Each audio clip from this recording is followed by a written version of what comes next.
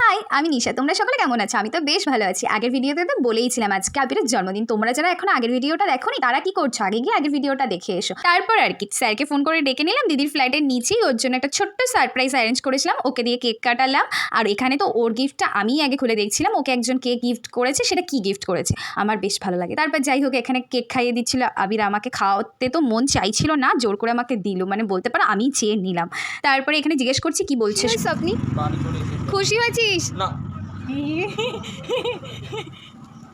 Video করে কি হয়েছে? ঠিক আছে না ভিডিও না বল।